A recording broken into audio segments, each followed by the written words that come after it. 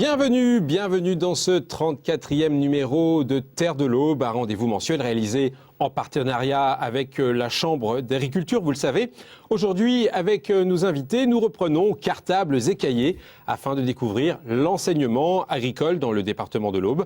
En effet, vous qui êtes collégien ou lycéen, vous allez peut-être trouver votre voie en regardant cette émission.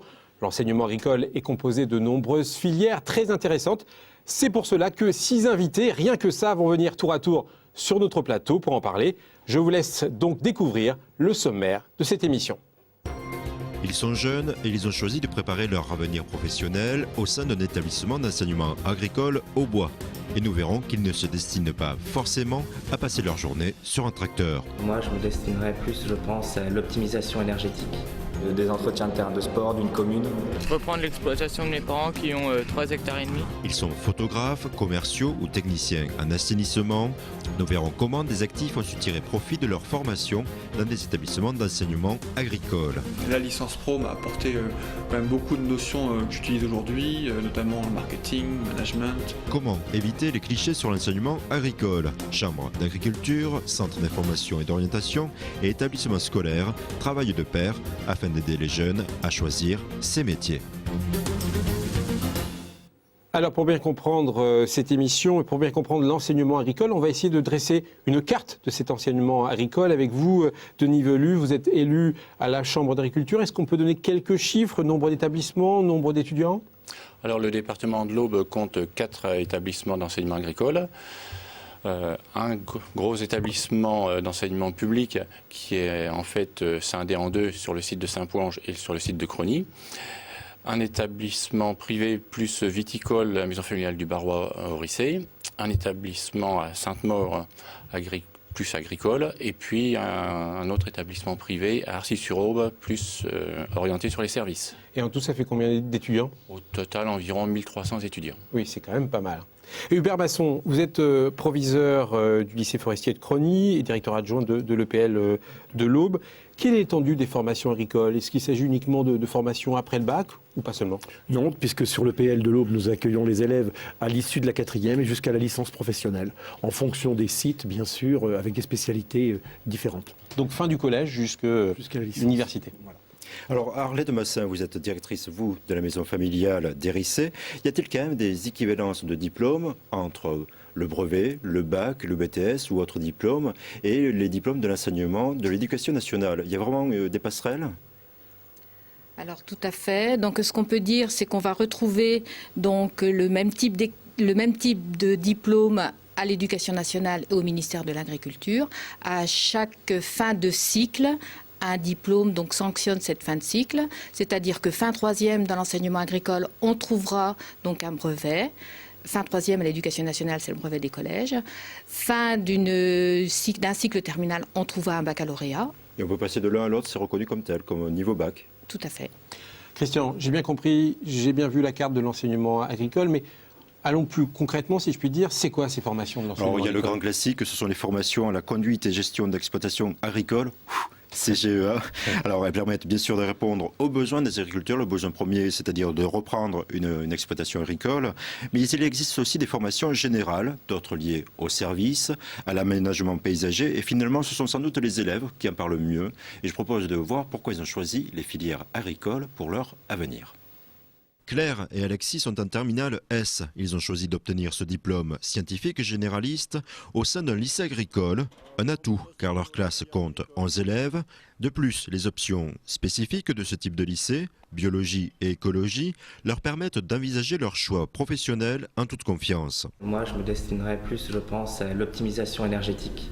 Faire des bâtiments qui produisent de l'énergie.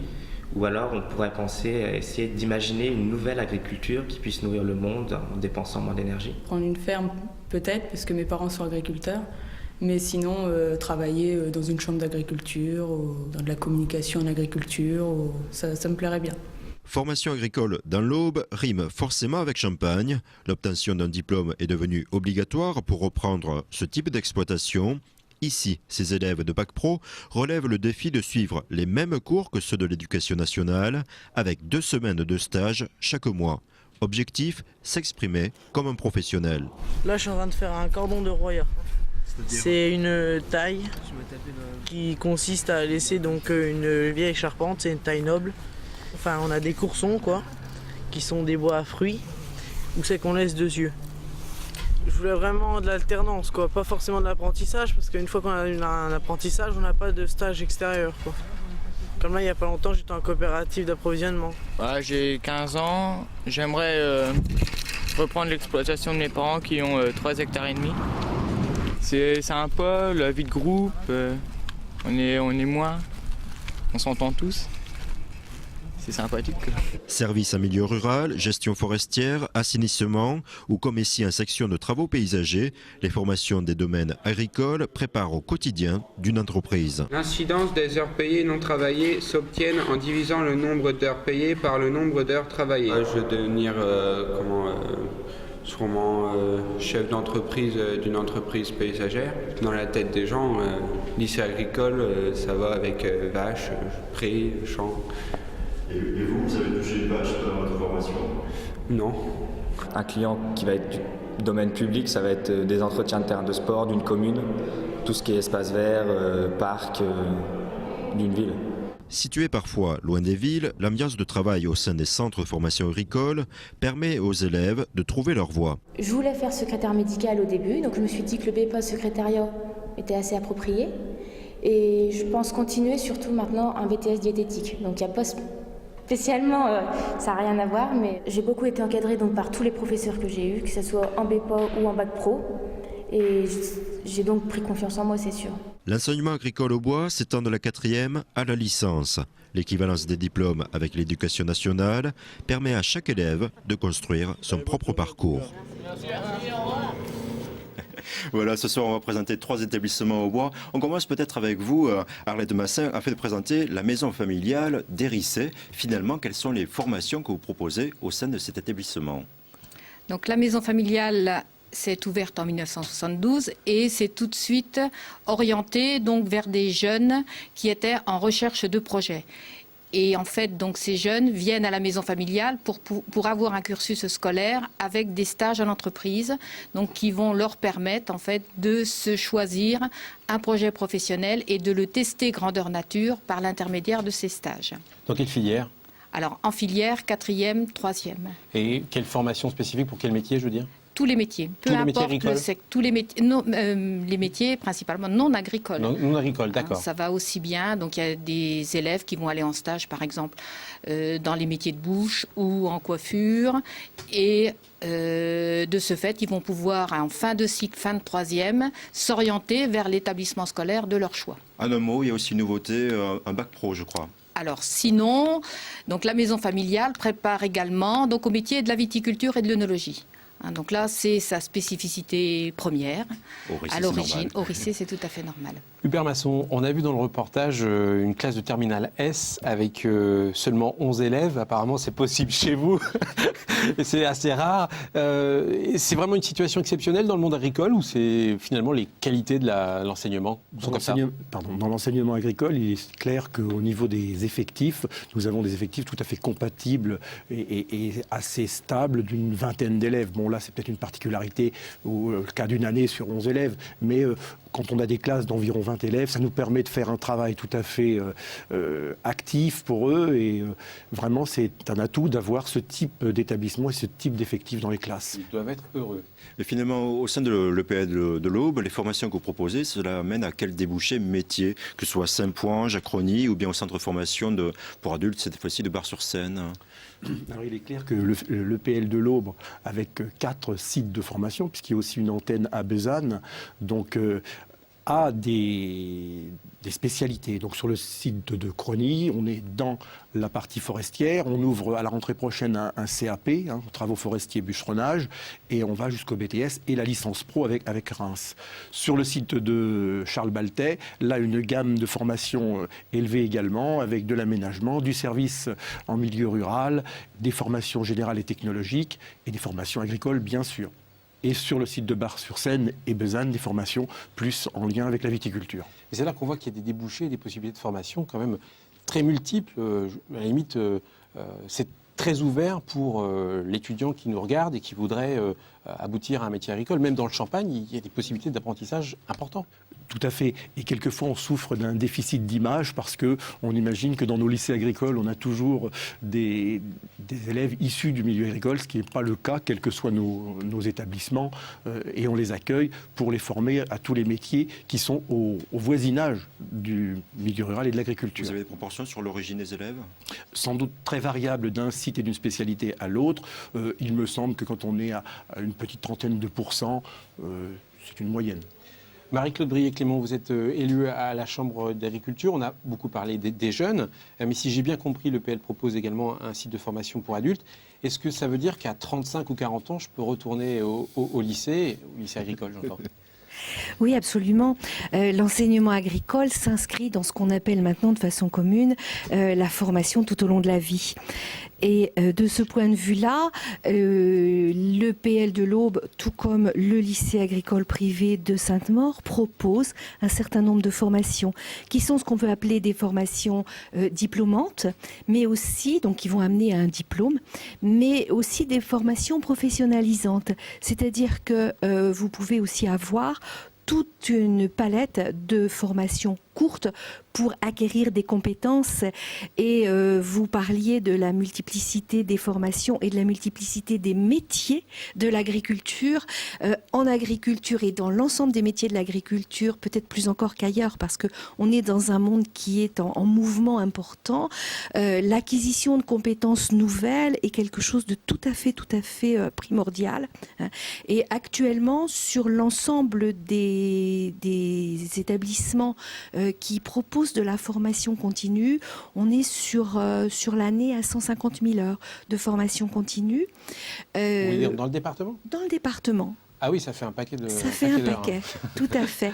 La Chambre d'agriculture également est à l'origine d'un certain nombre de propositions de formation tout au long de la vie, de formation continue, en partenariat avec les établissements du département. Alors, puisque nous parlons des adultes, je propose justement de voir une série de portraits. Ils sont passés soit à la maison familiale d'Hérissé, soit à l'EPL de l'Aube, soit à Sainte-Maure.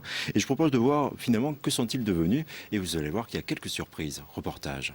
Il y a 2 mois, Anthony a lancé son entreprise d'isolation pour maisons individuelles. Un thème a priori bien éloigné de son brevet de technicien agricole et de sa licence en gestion forestière, des diplômes obtenus au lycée agricole de Crogny. En fait, en BTA, on apprend l'organisation de chantier. C'est une part importante de ce diplôme qui me sert aujourd'hui pouvoir optimiser au maximum un chantier en termes de rapidité d'exécution, d'organisation, donc pas de perte de temps, penser à tous les outils à prendre, les matériaux, rien oublier, quoi. Par contre, la licence pro m'a apporté quand même beaucoup de notions que j'utilise aujourd'hui, notamment le marketing, management, force de vente, la gestion, comptabilité. Donc c'est tout autant de matières qui me sont utiles aujourd'hui. Issu d'une famille de viticulteurs, Romain a longtemps cherché sa voie. Il a finalement suivi une formation viticole à la maison familiale rurale d'Hérissé. Désormais, il peut prendre la relève de 4 générations de vignerons. Aujourd'hui, pour reprendre une exploitation, il faut obligatoirement à l'école, il faut un bac minimum, avec toutes les normes environnementales. Il faut aussi faire des formations, beaucoup de formations, je pense. Stéphane s'est rendu dans le même établissement viticole en 4e et 3e. Passionné d'image, il a bifurqué vers la photo et le commerce. Désormais, il est vendeur à Bar-sur-Seine. À 33 ans, il garde tout de même des souvenirs de sa vie de collégien. Boîtier, des appareils photo compacts, de l'objectif, de l'accessoire, du flash, des trépieds, photos, vidéos, beaucoup de matériel.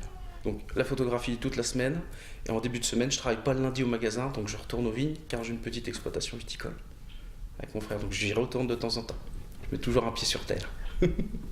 BTS en poche, et grâce à sa maturité d'esprit, Vanessa Dailly a gravi les échelons. Cette ancienne élève du lycée agricole de Sainte-Maure n'a jamais touché une vache ou un tracteur durant sa formation en gestion et maîtrise de l'eau. En fait, son diplôme lui a permis de trouver un emploi dans l'assainissement. Les bases du traitement de l'eau, en fait, tout ce qui est hydraulique, en fait, l'écoulement libre, l'électromécanique et donc le traitement de l'eau usée, l'eau potable.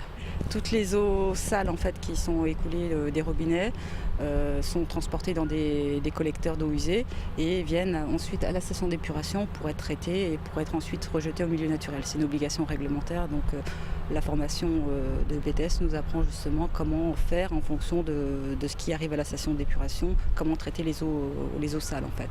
Au sein des établissements d'enseignement agricole, un étudiant sur 5 trouve un débouché directement lié à l'agriculture. Alors Hervé Bach, ça tombe bien, en fait de reportage, vous êtes vous directeur du lycée privé de Sainte-Maure. On a vu un exemple en fait de reportage, l'exemple de l'assainissement. Alors est-ce que ça veut dire que vos filières préparent à des métiers liés à l'environnement et au développement durable ?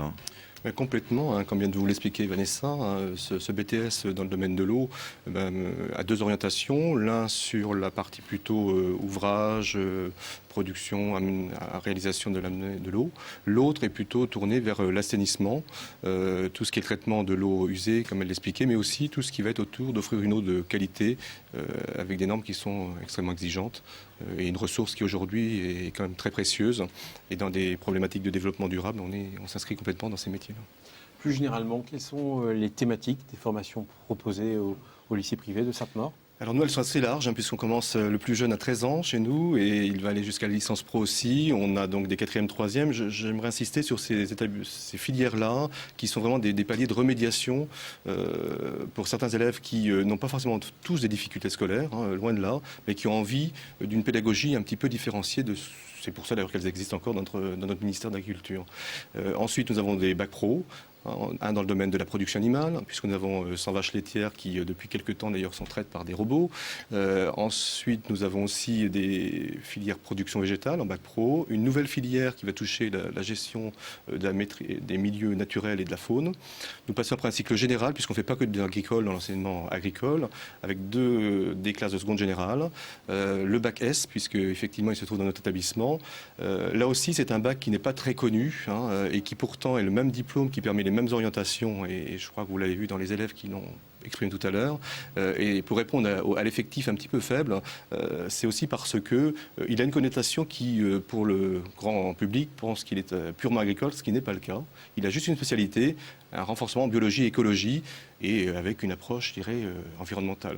On a aussi, parce qu'il y a pas mal de filières chez nous, donc les 2 BTS, un domaine dans le domaine de la production végétale, l'autre sur l'eau, et j'oublie aussi des bacs technologiques dans le domaine de l'environnement et dans le domaine de la production agricole. Des vaches laitières traitées par des robots, ça doit en effet exiger une formation, je pense. Il vaut mieux. Ça ne va pas être évident à pratiquer. Disons que ça modifie complètement le métier, puisque la contrainte, et c'est aussi l'objectif de la mise en place de cet nouvel atelier, c'est de montrer aussi un travail différent, avec des astreintes qui sont bien réelles, parce que le domaine animalier demeure, mais il n'y a pas la contrainte de la traite du matin et du soir obligatoire et des levées parfois matinales. Alors Denis Velu, on a vu là un panel très large, et je crois que pour les idées reçues, là, elles sont bien passées. Mais finalement, est-ce que vous avez le sentiment que les établissements d'enseignement agricole permettent aux étudiants d'acquérir rapidement une certaine maturité, parce qu'ils sont tout le temps en contact avec un monde professionnel ?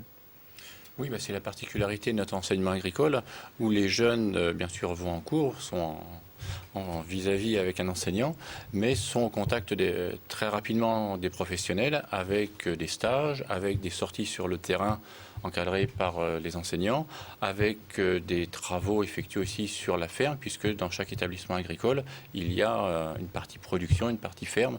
Donc Sainte-Maure, l'élevage laitier, Saint-Ponge, l'élevage ovin, les Rissés et Bar-sur-Seine aussi du vignoble.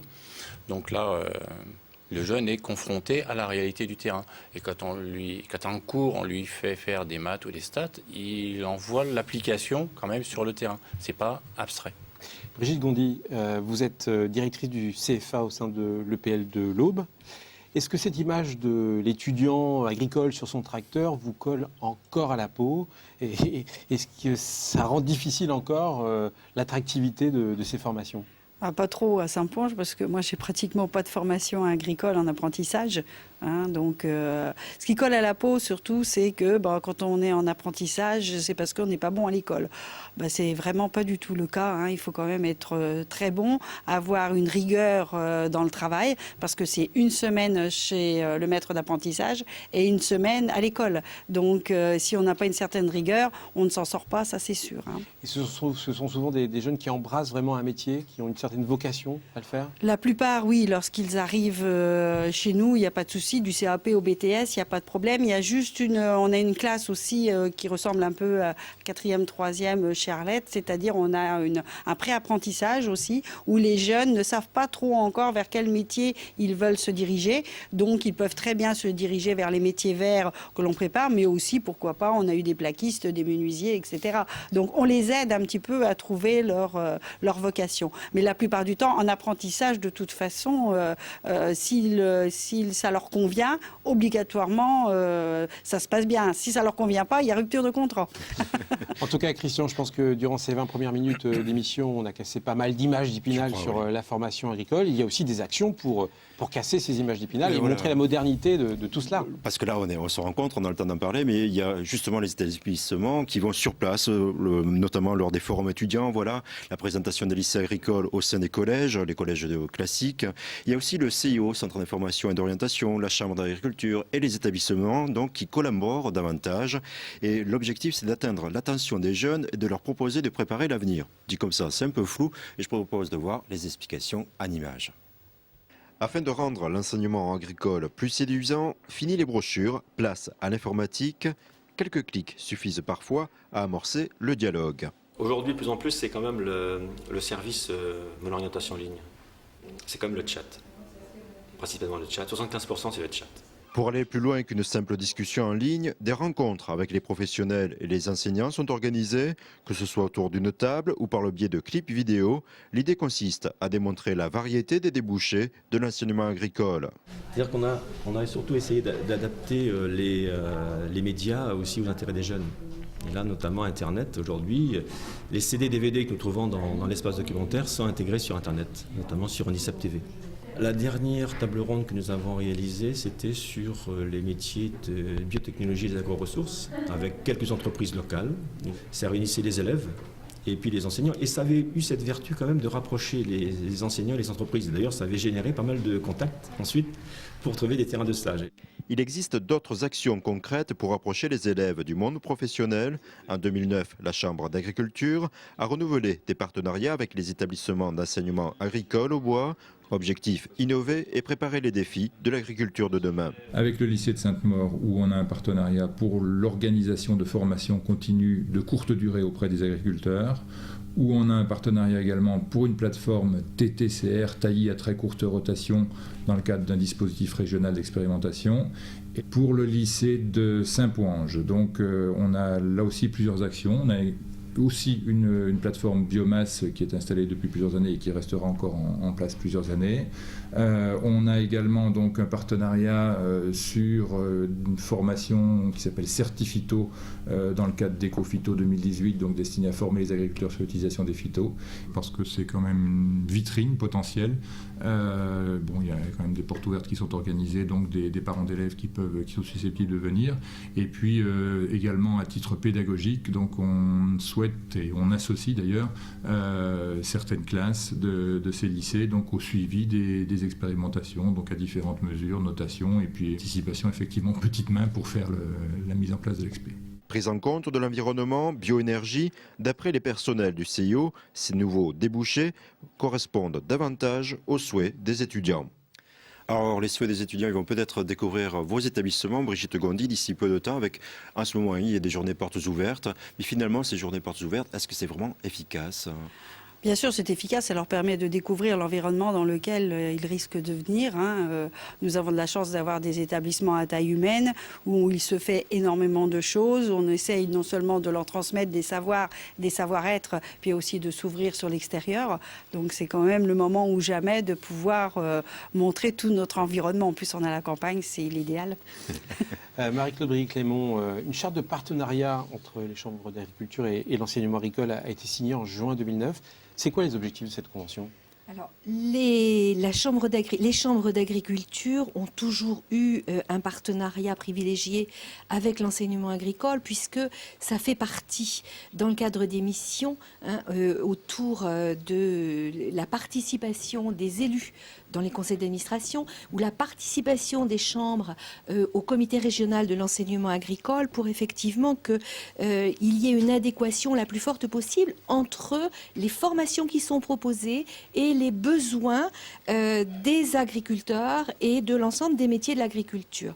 Ce partenariat, il a été renforcé, il a voulu être renforcé, et donc il y a eu la signature le 24 juin 2009 d'une charte entre le ministère de l'Agriculture et la PCA, donc l'Assemblée permanente des chambres d'agriculture. Charte qui veut renforcer en fait l'accompagnement au niveau des 5 missions de l'enseignement agricole. La première mission qui est effectivement l'insertion scolaire, professionnelle et sociale des jeunes et des adultes, mais aussi les missions de développement des territoires, les missions de coopération internationale dans les spécificités. Je crois que ce sont des éléments qui sont importants. Et puis, un des aspects dont Jean-Michel Écochard a parlé dans le reportage, qui est tout le travail autour de ce qu'on peut appeler la recherche-développement au niveau de l'expérimentation. En tout Donc, cas, vraiment, cette charte, elle a pour objectif de renforcer les liens et de redonner encore plus de dimensions pour attirer. Et d'être très vaste, en tout cas, et de pouvoir donner plein d'idées pour le futur. Merci en tout cas d'avoir expliqué tout cela pendant 26 minutes. C'était riche et très intéressant. Peut-être que les étudiants que vous avez rencontrés, Christian, seront dans 5 ans sur le plateau de Terre de l'Aube pour nous parler de leur métier et de leur passion. Je vous donne simplement un dernier numéro, le 0325 43 72 43 72 72. Le numéro de la Chambre d'agriculture. Le numéro de la Chambre d'agriculture, si vous avez évidemment des questions sur tout ce que nous avons évoqué dans cette émission. Je vous retrouve le mois prochain pour parler d'un dimanche à la campagne. Au revoir.